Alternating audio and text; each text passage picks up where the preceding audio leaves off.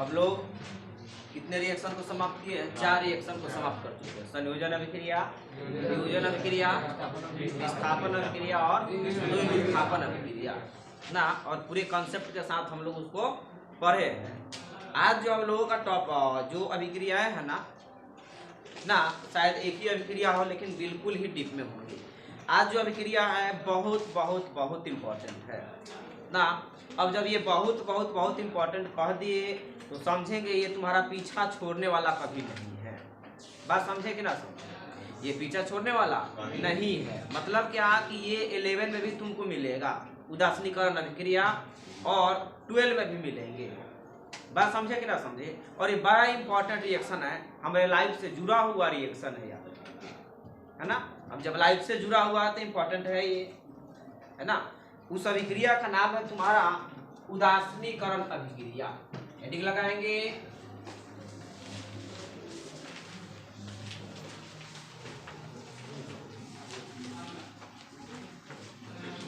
उदासीनीकरण अभिक्रिया।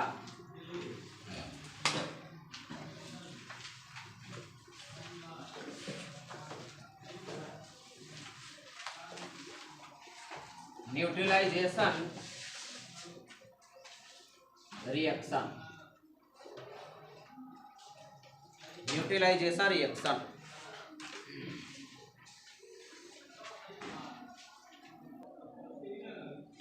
अब देखो कि इस अभिक्रिया को सीखने के लिए हम डायरेक्ट इसको नहीं सीखेंगे अभी। इसको सीखने के लिए क्या चाहिए? तो हमारे पास हम तुमसे पूछे केवल कार्बनिक यौगिक जो होते हैं, उस कार्बनिक यौगिक में केवल 6.5 लाख कंपाउंड है, बाकी इनऑर्गेनिक को छोड़ करके। अब जब देखेंगे सभी कंपाउंड को तो अरबों की संख्या में तुम्हारा कंपाउंड मिलेंगे ना। बात समझिए। अब क्वेश्चन है कि उस अरबों के कंपाउंड में एसिड को पहचानना, बेस को पहचानना।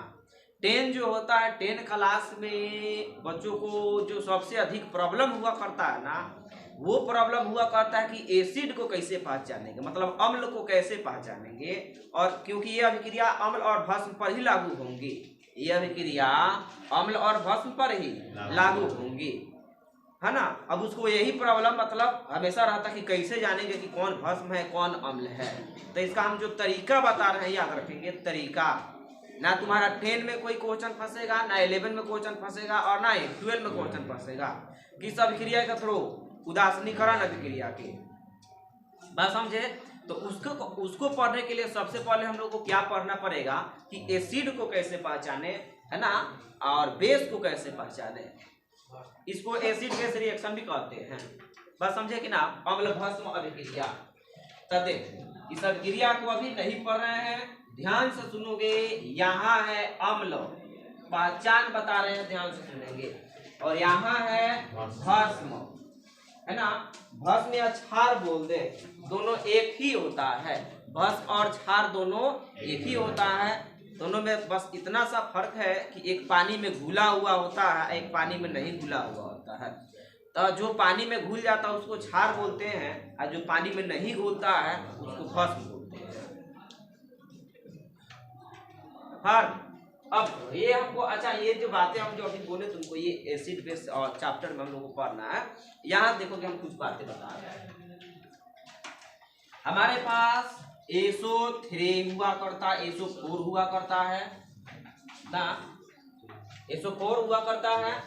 उसके बाद SO3 हुआ करता है, CO3 हुआ करता है ना। 2 मिनट HCOO हुआ करता है। सभी का नाम हम वीडियो में टोटल चीजें बता चुके हैं ना। CH3 COO हुआ करता है। उसके बाद हम तुमसे पूछे तुम्हारा PO4 हो गया, PO4 हो गया, सभी को नहीं लेंगे यहाँ। उसके बाद IO3 याद है, IO3। उसके बाद तुमको बाइसर कार्बोनेट, हाँ, NO3, है ना। उसके बाद तुमको बोले, ध्यान से सुनोगे, हाइड्रोजन तत्व क्लोरीन, फ्लोरीन, पहले फ्लोरीन लिख देते हैं, फ्लोरीन, क्लोरीन, ब्रोमीन, आयोडीन। देखना ध्यान से, ये सारी चीजें ये सारी चीजें अगर हाइड्रोजन से जुड़ जाती है, ये सारी चीजें हाइड्रोजन से जुड़ जाएंगी तो समझ जाना। अब हाइड्रोजन क्या है? धातु है, क्या धातु है? अधातु। हाइड्रोजन क्या है? अधातु है। ये तो याद होगा ना सभी लोगों को, ये हाइड्रोजन जो है अधातु है। अब हम तुमसे पूछे कि जब अधातु है हाइड्रोजन, तो अगर इस सब से ये जुड़ता है तो केवल और केवल अम्ल का निर्माण करेगा। किसका निर्माण करेगा? अम्ल का निर्माण करेगा, है ना? याद रहेगा। जैसे जैसे हम तुमसे पूछे कि H2SO4, बोलो ये बताओ SO4 जो है, SO4 के साथ कौन जुड़ा है? H2 जुड़ा, मतलब हाइड्रोजन जुड़ा, तो ये अम्ल है कि नहीं है? है। उसके बाद हम तुमसे पूछे H2CO3, ये अम्ल है कि नहीं है? बोलो अम्ल है कि नहीं है? क्योंकि देखो हाइड्रोजन के साथ कौन जुड़ा है? CO3 जुड़ गया। देख लो इसमें CO3 कहीं होगा, यहाँ है। बात समझ रहे हो? उसके बाद हम तुमसे पूछते हैं कि HCl अम्ल है कि नहीं है? बोलो है। देख लो Cl यहाँ जुड़ा हुआ है ना। अब देखना ध्यान से। उसके बाद हम तुमसे पूछे कुछ और चीजों को लिख रहे हैं, देखना HNO3 है कि नहीं है? CH3COOH है कि नहीं है? देखो अब यहाँ से देखो, यहाँ से हाइड्रोजन है, इसके साथ ये जुड़ा हुआ है। समझ रहे हो बात को?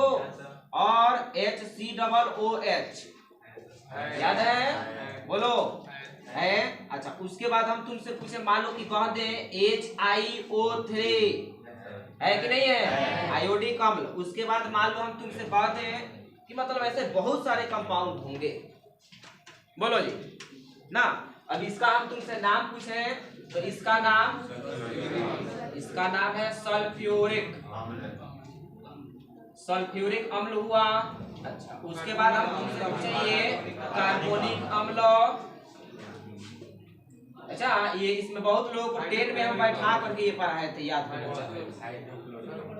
ये अच्छा नीचे वाला छूट गया। इसका नाम है हाइड्रोक्लोरिक अम्ल। हाइड्रोक्लोरिक अम्ल। इसका नाइट्रिक अम्ल।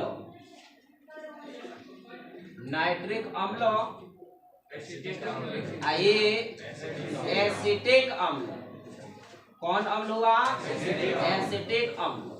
ये कौन सा अम्ल हुआ? फॉर्मिक अम्ल। चींटी में पाया जाता है, ये अचार में डाला जाता है, सिरका में पाया जाता है। ये आयोडिक अम्ल।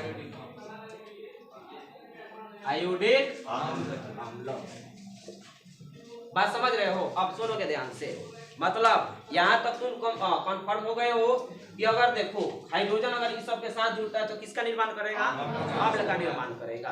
कंफर्म हो? उसके बाद हम तुमसे पूछे भस्म का पहचान। देखोगे सबसे ज्यादा प्रॉब्लम यही है। इसको हम लोग क्या बोलते हैं? बेस बोलते हैं ना, बेस बोलते हैं।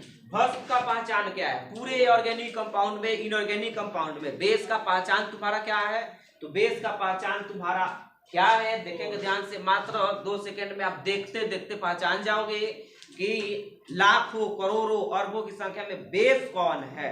बात समझे? तो याद रखना कि अगर धातु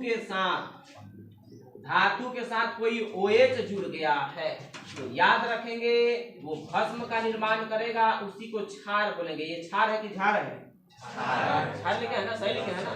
चलो ध्यान दो। उसके बाद हम तुमसे पूछे कि इसमें कोई कंफ्यूजन नहीं होना चाहिए। कोई भी मेटल है उसके साथ अगर OH जुड़ा हुआ है तो किसका फॉर्मेशन करेगा? भस्म का निर्माण करेगा। जैसे हम तुमसे पूछे NaOH बता दो कि ये भस्म है कि नहीं है? क्यों है? क्योंकि ये सोडियम आ रहा है, धातु है, इसके साथ OH जुड़ा हुआ है। बुझा रहा है? ये बुझा रहा? गाय भूत लगा मुझे हिला रही है, बोल कह नहीं रही है। गाली गलौज करेंगे तो तू गांव के लोग सुनेंगे। AOH ये बताओ ये भस्म है कि नहीं है? उसके बाद हम तुमसे पूछ दें MgOH का ट्वाइस, ये भस्म है कि नहीं है? अब बता दो हमको CaOH का ट्वाइस, ये भस्म है कि नहीं है? उसके बाद ZnOH का ट्वाइस, ये है कि नहीं है? CaOH का ट्वाइस, ये है कि नहीं है? उसके बाद मतलब जितना चीज होगा, अरे कितना लिखे हम, जितना भस्म है तुमको मान लो कि हम कह दे BaOH, ये भस्म है कि नहीं है? अब सोचो अरबों की संख्या में, लाखों की संख्या में तुमको दे दिया जाए कंपाउंड, नहीं पता चलेगा कौन एसिड है कौन बेस है। ये 90% केस में सही होगा, 90%। 10% का एक्सेप्शन कहीं भी रहता है। बात समझे? तो एसिड बेस बनने के लिए जब तक ये नहीं जानेंगे तब तक ये अभिक्रिया समझ में आने वाली नहीं है, इसलिए इसको नोट करें पहले।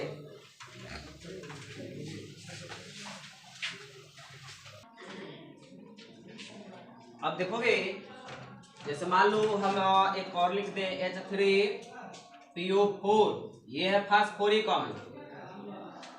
क्या है? फास्फोरिक अम्ल।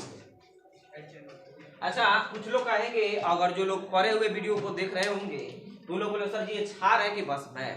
तो रियल में बोले तो ये क्षार है, क्योंकि जल में घुल गया है। ये जल में घोलेंगे तभी ये बनेगा। आप भस्म का बात बोले बेस का, तो ये देखो NaOH का बेस कौन होगा? Na2O। बताएंगे एसिड बेस रिएक्शन चैप्टर में बताएंगे हम ना। ये किससे बना होगा? K2O से बना है। ये वाला ये कैसे बना है? MgO से बना है।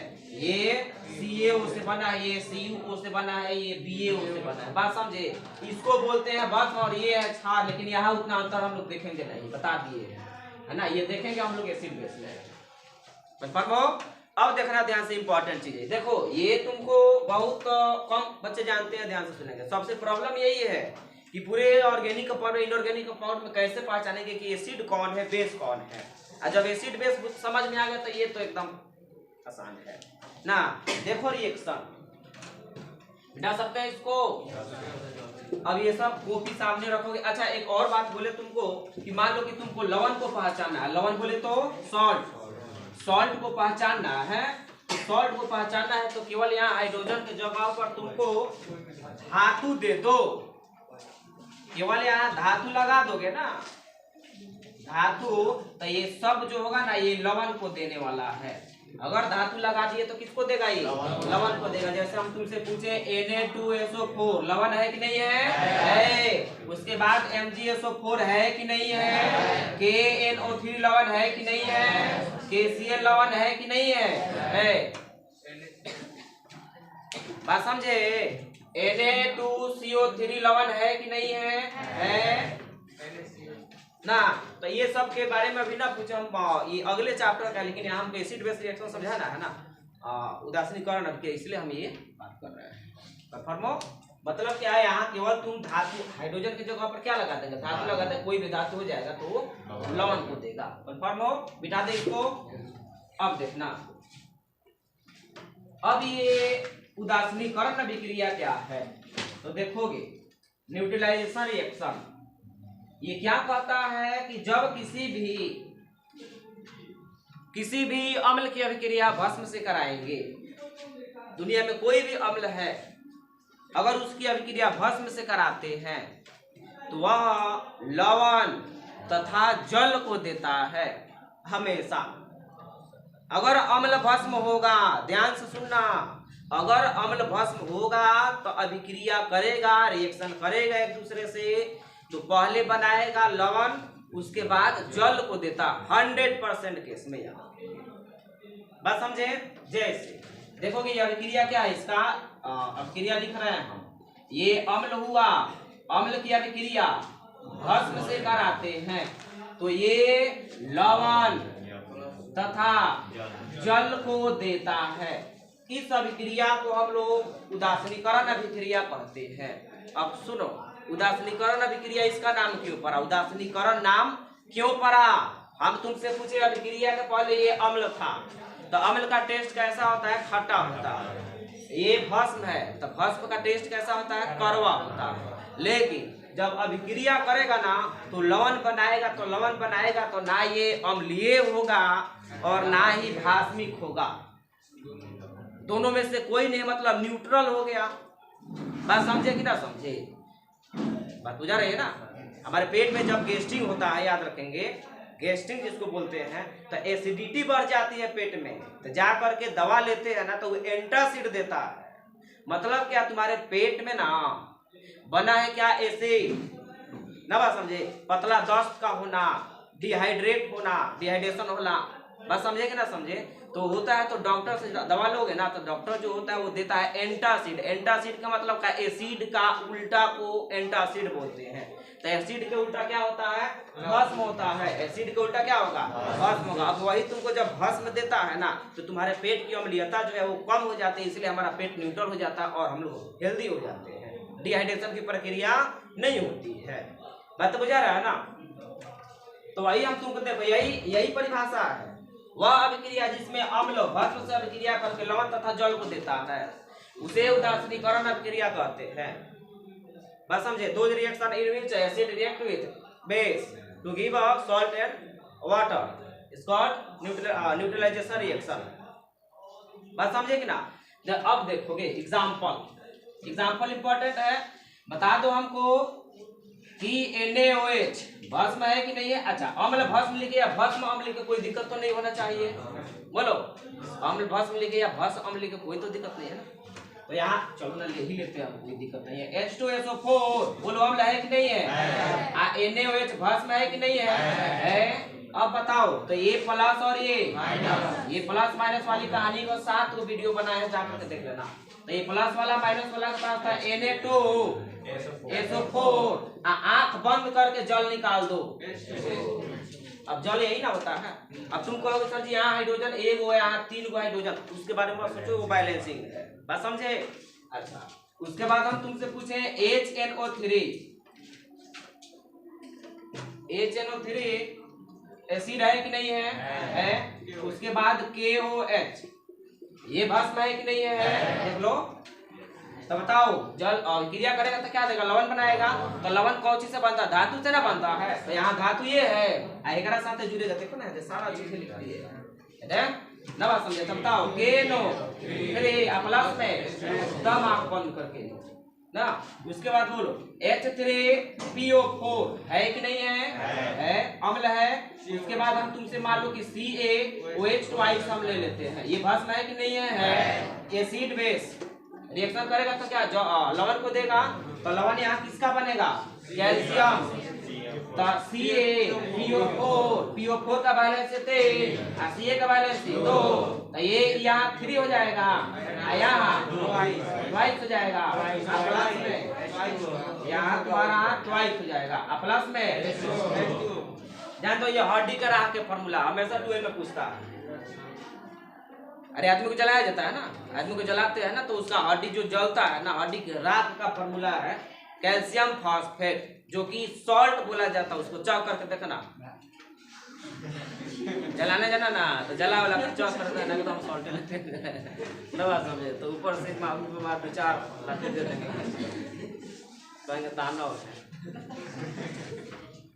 अब प्रैक्टिकल देख रहा है, बता दिया है ना कुछ कहेगा ना कि आएगा ना, कैसे हो जाएगा चौक या शमशान घाट पे पहुंच जाओगे। अब बोलो, उसके बाद हम तुमसे पूछे HCl प्लस में मान लो कि हम कहते हैं NaOH, बता दो एसिड बेस है कि नहीं है? तो यहाँ से बन जाएगा NaCl प्लस में H2O। मतलब क्या, कोई भी केस हो, अगर एसिड है और बेस है तब अभिक्रिया करके लवण बनाएगा। अब प्लस में क्या देगा? जल देगा। इसी अभिक्रिया को क्या कहते हैं? उदासीनीकरण अभिक्रिया कहते हैं। बात समझे? आई होप कि टोटल आ गया होगा समझ में। और टोटल उन्हीं लोगों को आया होगा समझ में जो लोग पीछे वाले लेक्चर देखेंगे। पहले बताए हम, पीछे वाले जो लेक्चर देखा उसको कोई भी चैप्टर में प्रॉब्लम नहीं है। जो लोग नहीं पढ़ रहे, ये लिख रहा है ना, तो उसको मतलब लग रहा है कि सबसे बड़ा पाप करके हम चले हैं, तो हमको आ ही नहीं रहा समझ में। नहीं, इसलिए हम वीडियो बना चुके हैं। ना समझे? तो नहीं आ रहा है समझ में, इस वाले वीडियो देखना, 7 वीडियो बना होगा। तब तक हम लोग मिलते हैं। जय हिंद, जय भारत।